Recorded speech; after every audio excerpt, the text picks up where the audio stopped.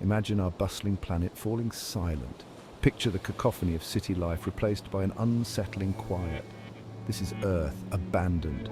Humanity has vanished, leaving behind only echoes of its presence. What happens to our meticulously crafted world when its creators are no longer there to maintain it? The answer, my friends, is a fascinating journey of decay and renewal. Nature, in its infinite patience, wastes no time in reclaiming its dominion. Within days, the lights begin to flicker and die as power grids, starved of human attention, grind to a halt. Streets, once teeming with traffic, become eerie canyons of echoing silence. This is not a scene of apocalyptic destruction, but a quieter, more profound transformation. It is the beginning of Earth's decade of solitude. Cities, those towering monuments to human ingenuity, are the first to show the passage of time. Without the constant maintenance that keeps their intricate systems functioning, they begin to crumble. Water, seeping into cracks and crevices, freezes and expands, widening fissures in concrete and asphalt. Steel rusts and weakens. Buildings, once symbols of human aspiration, slowly surrender to the relentless pull of gravity. The once immaculate facades of skyscrapers, those giants of glass and steel, become canvases for nature's artistry. Vines, their tendrils seeking purchase, creep upwards, tracing delicate green patterns across cold, reflective surfaces. Windows, once sparkling clean, become clouded with dust and grime, obscuring the bustling life that once unfolded within. The air, once thick with the sounds of human activity, is now filled with the gentle susurrus of wind, whispering through abandoned canyons.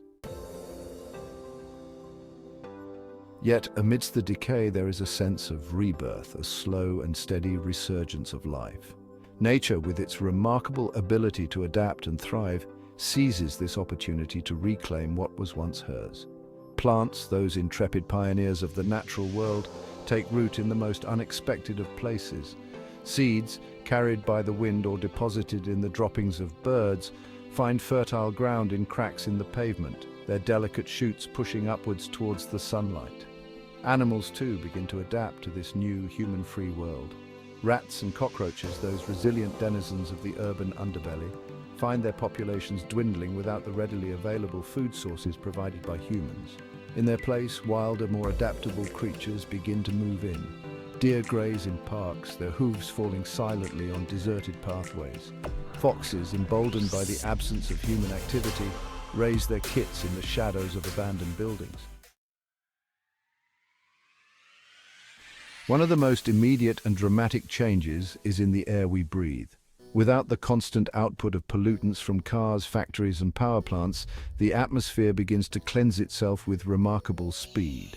Smog, that choking haze that blankets so many of our cities, dissipates, revealing clear blue skies and breathtaking sunsets. The air, once heavy with the smell of exhaust fumes and industrial emissions, takes on a fresh, almost sweet quality. This sudden drop in pollution levels has a profound impact on the global climate. While 10 years is not long enough to reverse the long-term effects of climate change, it is enough to provide a tantalizing glimpse of what a cleaner, healthier planet could look like. Temperatures, no longer artificially elevated by greenhouse gases, stabilize. Weather patterns, once erratic and unpredictable, become more regular. The Earth, given a brief respite from the relentless pressure of human activity, begins to heal. Section 5. Time and Tide. Not all of humanity's creations fare so well in our absence. Monuments and buildings, those grand testaments to our history and artistry, begin to show the inexorable march of time. Stone crumbles, metal corrodes, and wood rots. The vibrant colors of paint fade and peel, revealing the bare bones of structures beneath. Iconic landmarks, once meticulously maintained and protected, become vulnerable to the elements. The Statue of Liberty, that beacon of hope and freedom, stands watch over a silent harbor, her copper skin slowly turning green with patina. The Eiffel Tower, its iron latticework, once a symbol of human ingenuity, rusts and weakens. The Great Wall of China, that monumental feat of engineering, crumbles in sections, overtaken by the relentless advance of vegetation. These structures, once symbols of human endurance, become poignant reminders of our impermanence. Section 6, the return of the wild. With humans out of the picture, the delicate balance of predator and prey is thrown into disarray. Without human intervention, animal populations fluctuate dramatically. In urban areas, rats and cockroaches, deprived of their usual food sources, experience a sharp decline. This, in turn, affects the populations of their predators, such as owls, hawks, and feral cats. Larger animals, such as deer, raccoons, and coyotes, thrive in the absence of human persecution. Deer, their numbers no longer kept in check by hunting or habitat loss, graze freely in parks and gardens. Their presence a constant reminder of nature's ability to reclaim even the most urbanized of environments. Coyotes, those adaptable canids, patrol the deserted streets, their howls echoing through the night, a stark contrast to the cacophony of human noise that once filled the air. Section 7, a changed planet.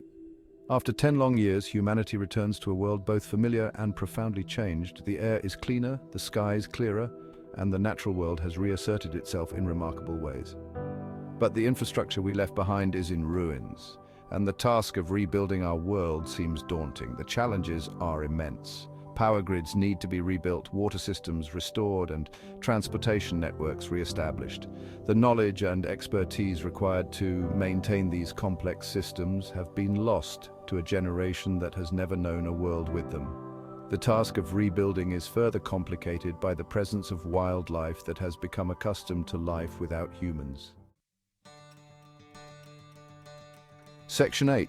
Picking up the pieces. The return of humanity is not a triumphant homecoming, but a sobering reminder of the fragility of our civilization. We are faced with a choice: to rebuild as we were, or to forge a new path, one that acknowledges our profound interdependence with the natural world. The work of rebuilding is arduous and painstaking, but it is also an opportunity to learn from the mistakes of the past. We can choose to rebuild our cities in a more sustainable way, incorporating green spaces, renewable energy sources, and sustainable transportation systems. We can choose to prioritize the health of our planet alongside our own needs. Section 9, the balancing act. Perhaps the most important lesson to be learned from this decade of absence is the importance of balance. Human ingenuity and our capacity for innovation are remarkable, but they must be tempered by a deep respect for the natural world. We cannot continue to exploit the planet's resources without consequence. The Earth has shown us its resilience, its ability to heal and regenerate when given the chance. Now it falls to us to learn from this experience. We must find a way to live in harmony with nature, not in opposition to it. Our future and the future of all life on Earth depends on it. Section 10, a lesson in humility. The sight of our abandoned planet slowly being reclaimed by nature is a humbling one. It serves as a stark reminder that we are not masters of this planet, but merely temporary residents.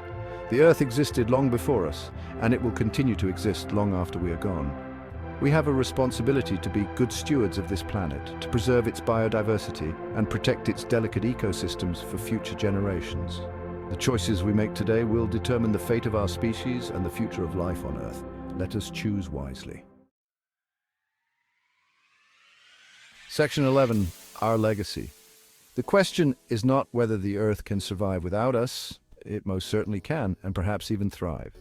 The question is, what kind of legacy do we want to leave behind? Do we want to be remembered as the generation that pushed the planet to the brink, or the generation that learned to live in harmony with it? The choice is ours. We have the power to shape our own destiny and the destiny of our planet. Let us choose to be remembered as the generation that finally understood the profound interconnectedness of all life on Earth and acted accordingly. Let us choose to leave behind a legacy of hope, not despair. Let us choose to be the generation that saved the planet.